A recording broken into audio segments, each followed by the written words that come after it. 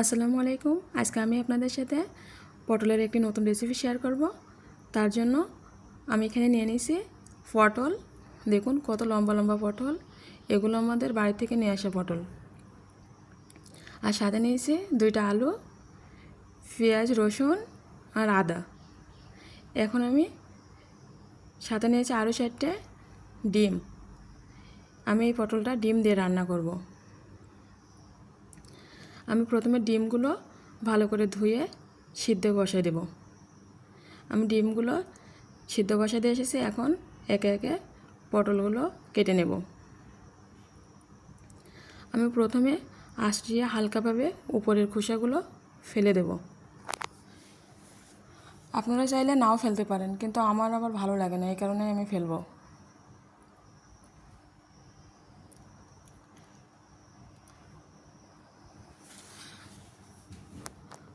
আমার পটলটা আঁচড়ানো হয়ে গেছে। এখন আমি দুপাশ থেকে কেটে তারপরে আবার মাঝখানতে ছিলে নেব, খোসা সব উঠাই আর কি।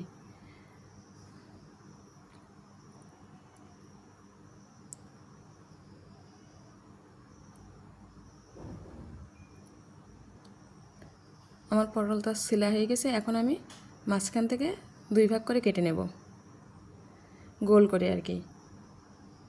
দেখুন আমার পটল দুটো কাটা হয়ে গেছে। এখন আমি এভাবে সবগুলো পটল কেটে নেব। সবগুলো পটল কাটা হয়ে গেছে, সাথে আমি আলুগুলোও কেটে নিয়েছি ডুমো ডুমো করে। আমি অফ ক্যামেরায় পেঁয়াজ, রসুন, আদা এগুলোও বেছে নেব। কাটাকাটি শেষ। এখন আমি রান্নায় চলে আসলাম। চুলা অন করে দিলাম, কড়া বসিয়ে দিয়েছি। কড়াইটা গরম হয়ে গেছে। এখন আমি দিয়ে দেবো সরিষার তেল। তারপর যে ডিমটা সিদ্ধ করে রাখছিলাম সেগুলো ছিলে রাখছি লবণ হলুদ মাখিয়ে। এখন আমি তেলের ভিতরে দিয়ে দিলাম। ডিমটা আমি লাল লাল করে ভেজে নেব। ডিমটা আমার ভাজা হয়ে গেছে। এখন আমি উঠাই নিলাম। এই একই তেলের ভিতরে আমি আলু পটলগুলোও ভেজে নেব। তার জন্যে প্রথমে আমি আলুগুলো ভেজে নেব। আলুগুলো দিয়ে দিলাম।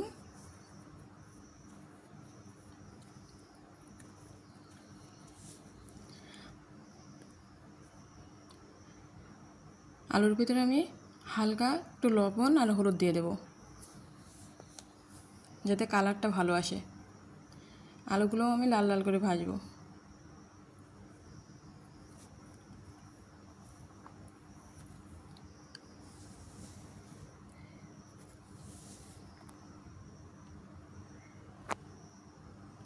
আমার আলুগুলো ভাজা হয়ে গেছে।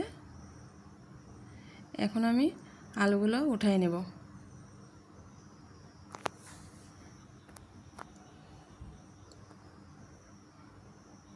এই একই তেলে আমি পটলগুলোও ভেজে নেব। যে কোনো সবজি রান্না করার আগে যদি তেলের ভিতরে ভেজে নেওয়া হয় তাহলে স্বাদটা খুব ভালো হয়। আর পটল তো অনেকেই খেতে চায় না, সেক্ষেত্রে এভাবে রান্না করে দেখবেন, একেবারে চেটে ফুটে খাবে। দিয়ে দিলাম লবণ হলুদ। পটলগুলোও আমি লাল করে ভাজবো।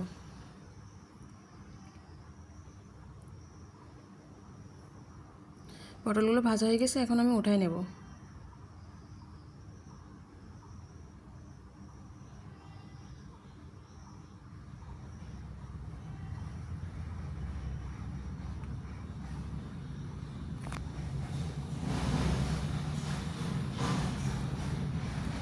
এখন আমি তেলের ভিতরে দিয়ে দিলাম তেজপাতা,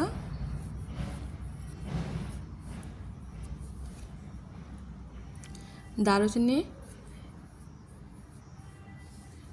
লবঙ্গ, গোলমরিচ আগে দিয়ে দিয়েছি। এখন হালকা একটু নেড়ে নেবো যাতে ফ্লেভারটা বেরিয়ে আসে।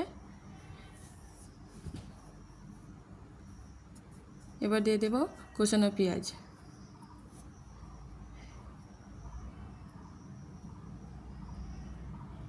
পেঁয়াজটা একটু লাল লাল করে ভেজে নিতে হবে।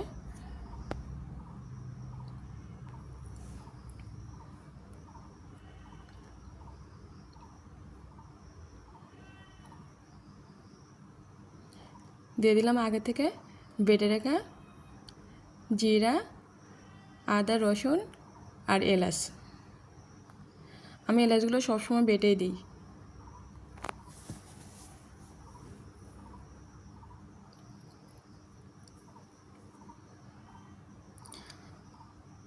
আপনাদের কাছে যদি টমেটো থাকে অবশ্যই টমেটো দেবেন এর ভিতরে। দিয়ে দিলাম পরিমাণ মতো লবণ, হলুদ গুঁড়ো,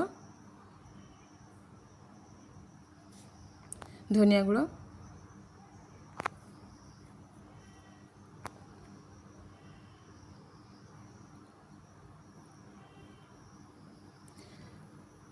মরিচ গুঁড়ো,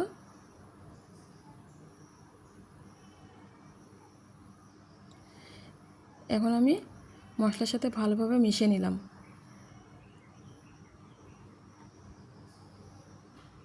দিয়ে দিলাম অল্প একটু পানি যাতে মশলাটা পুড়ে না যায়। মশলাটা ভালোভাবে কষিয়ে নিতে হবে। মশলা কষানো ভালো হলে তরকারির স্বাদও ভালো হয়। মশলা কষানো হয়ে গেছে, এখন আমি আলু পটল ভেজে রাখছিলাম সেগুলো দিয়ে দিলাম। মশলার সাথে আলু পটলগুলো ভালোভাবে মিশিয়ে নিচ্ছে। এখানে আমার আলু পটল কিন্তু অনেকটাই সিদ্ধ হয়ে আছে ভাজার সময়, এই কারণে একবার আমি ঝোলের পানি দিয়ে দেব।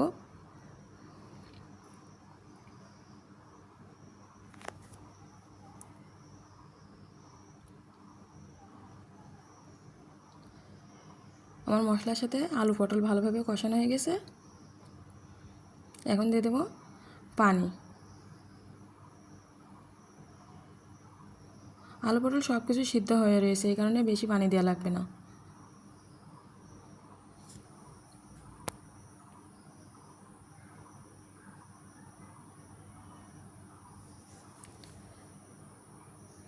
পানি দিয়ে ভালোভাবে মিশিয়ে নিলাম।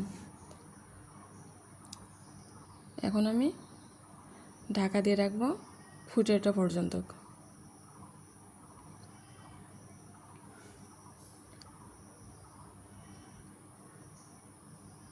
যে ভালোভাবে আমার এটা ফুটে উঠেছে, এখন দিয়ে দিলাম কয়েকটা কাঁচামরিচ।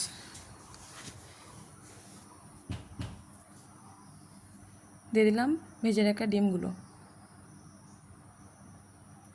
এদিকে আমার সে বড়টা অফিসে যাবে বলে তাড়াহুড়ো করছে, মানে যত তাড়াতাড়ি নামাজ পড়বো ততই ভালো, এমন অবস্থা। সে ওপাশ থেকে জিজ্ঞেস করছে রান্না হয়েছে নাকি। আমার রান্নাটা হয়ে এসেছে, এখন আমি এটা নামাই নেব।